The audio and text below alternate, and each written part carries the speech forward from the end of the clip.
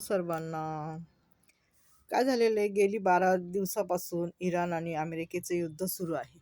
आणि त्या युद्धाची झळ म्हणजे त्या युद्धाचा त्रास अत्यंत सामान्य कुटुंब, गरीब लोकांना होत आहे. आणि त्याचं मुख्य कारण म्हणजे गॅस सिलेंडर.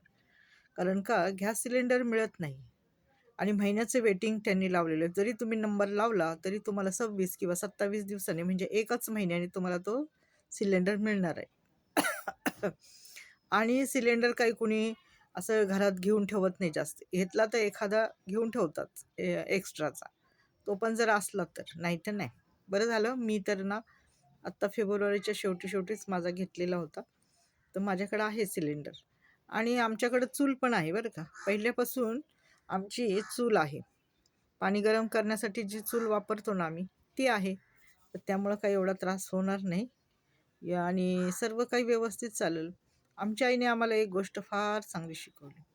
कुठली पण परिस्थिती आली ना, तर धैर्याने तोंड द्यायचं आणि हे नाही करायचं. त्याची म्हणजे हे नाही करायचं, सारखं तेच कटकट करायची नाही. "अरे गॅस नाही, गॅस नाही." लोकं किती बोलतात आहे ना, "गॅस सिलेंडर नाही, गॅस सिलेंडर नाही."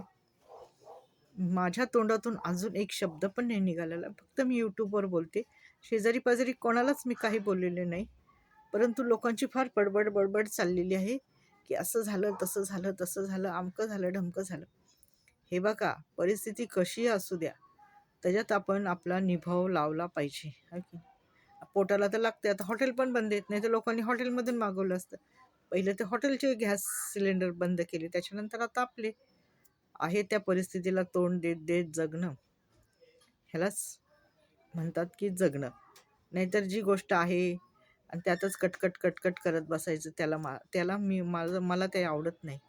माहिती का, मी काय चुलीवर चपात्या करते, चुलीवर भाकरी करते आणि गॅस आहे त्याच्यावर भाज्या वगैरे करते. काय लागते माणसाला? हं?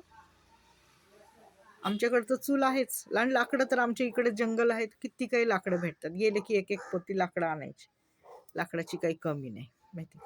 म्हणून आल्या परिस्थितीला तोंड देऊन जगणं हेच मोठं असतं माणसाचं, हो की नाही? होईल. अजून 1-1.5 महिना लागेल आणि KYC करून घ्या. एवढं मात्र सांगायचं होतं बस.